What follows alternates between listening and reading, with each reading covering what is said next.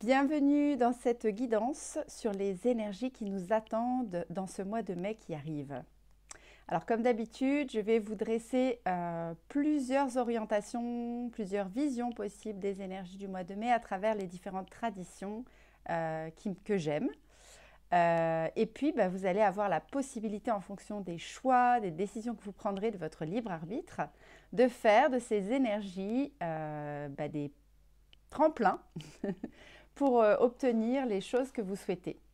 Mais avant de commencer, je vais vous inviter à liker cette vidéo ou à vous abonner à ma chaîne si ça n'est pas encore fait.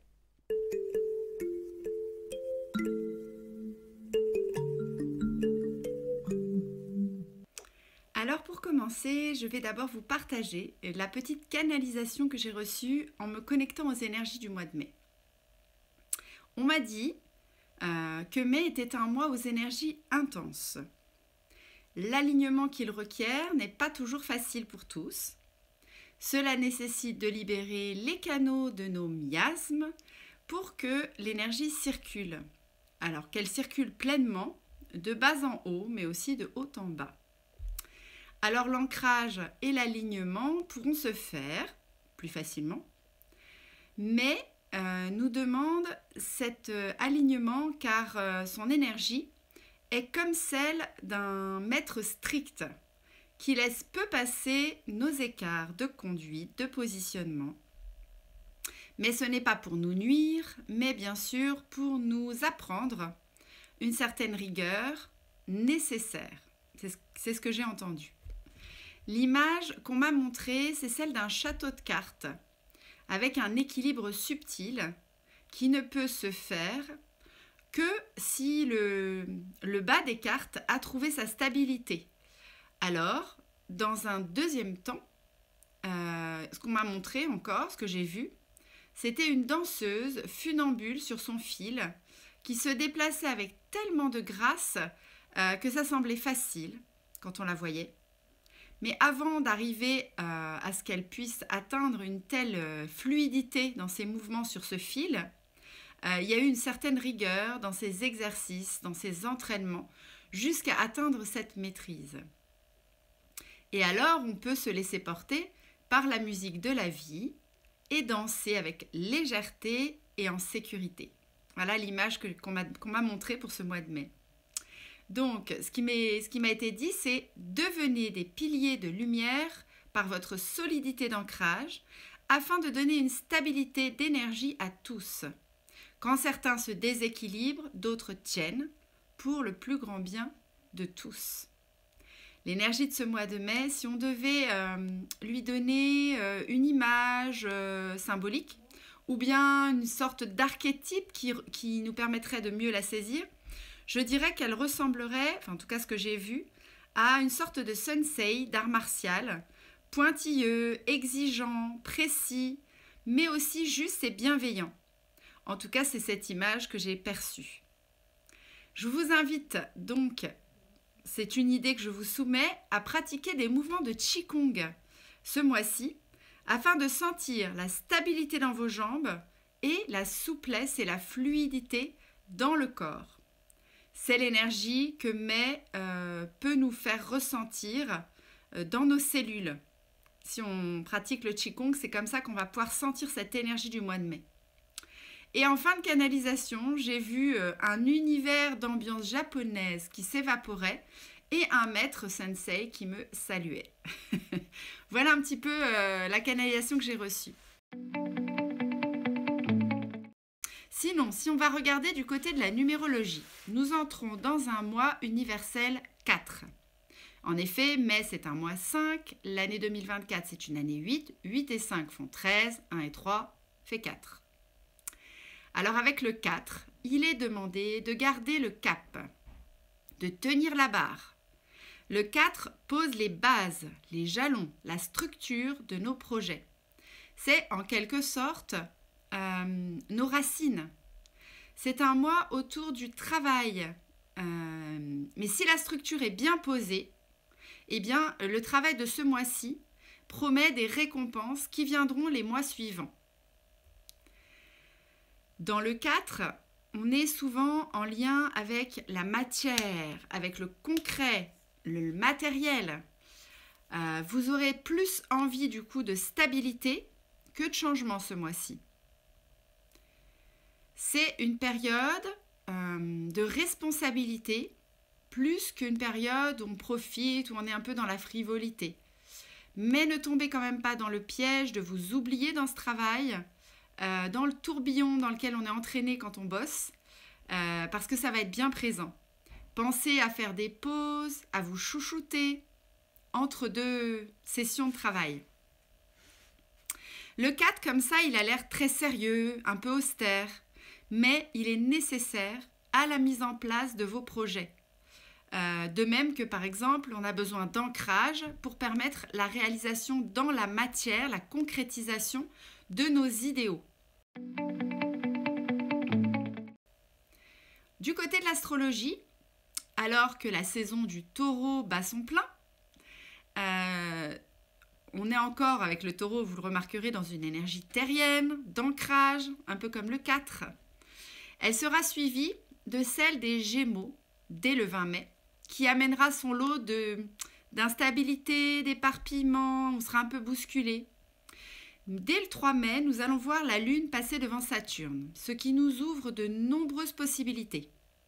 Le 31 mai, il y aura une répétition céleste qui va nous offrir une seconde chance de modifier notre destin grâce à ce rare alignement astral.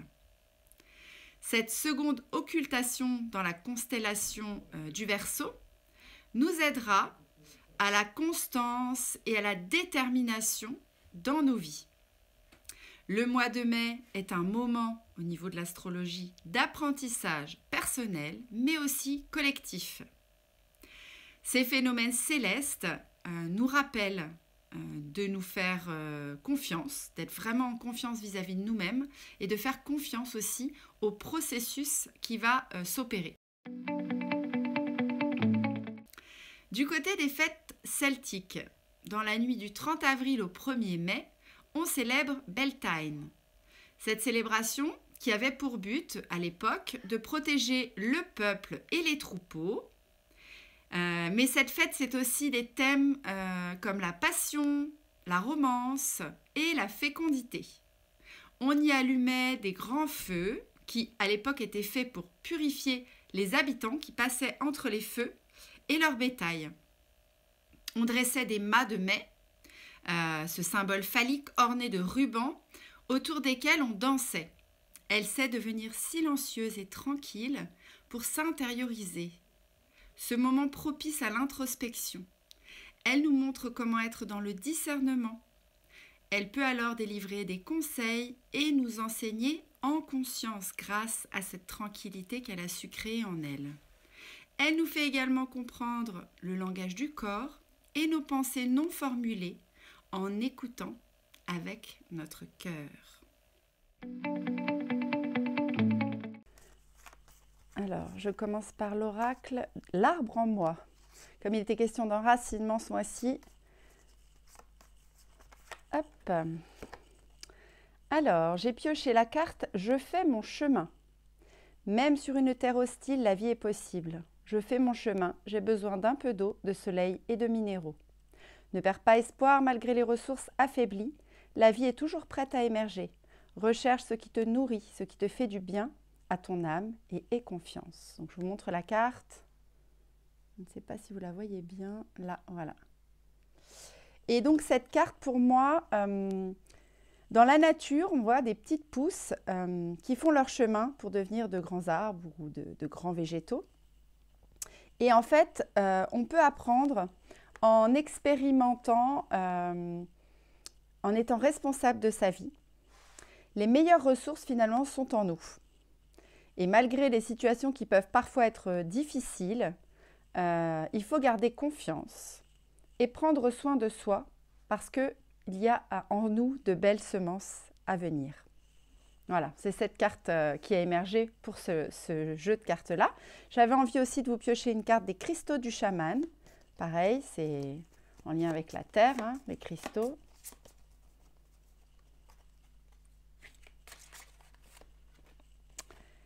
Alors, j'ai pioché la sodalite. Je vous montre. Et donc, c'est que le calme soit. Que le calme soit. Voilà. Donc, la sodalite, c'est une pierre qui détend le système nerveux. Donc, en provoquant cette détente du système nerveux, ça nous permet d'aller voir de manière différente ce qui échappait à notre esprit quand on était un peu crispé, énervé, tendu. Et donc, ça nous permet d'équilibrer l'intuition et l'intellect. Donc là, on se rapproche un petit peu finalement de ce que nous conseille la mère de ce mois-ci, hein, qui rentre en Tiyo Wei, comme disent les Amérindiens. Donc, elle rentre en silence intérieur, dans le calme et la tranquillité, pour pouvoir mieux s'écouter elle-même dans un lieu paisible.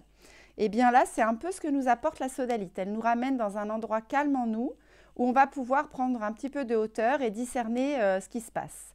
Donc peut-être que c'est quand on sera dans les énergies du Gémeaux qui viendront un petit peu nous bousculer. Alors j'aime bien, je n'avais pas fait attention, mais en regardant la carte en vous parlant, vous voyez, on retrouve cette histoire d'équilibre entre le château de cartes, là, avec les fondations qui doivent être bien stables, pour que même si ça gigote un peu en haut, ben, on garde notre tranquillité, notre stabilité malgré le fait que ça remue.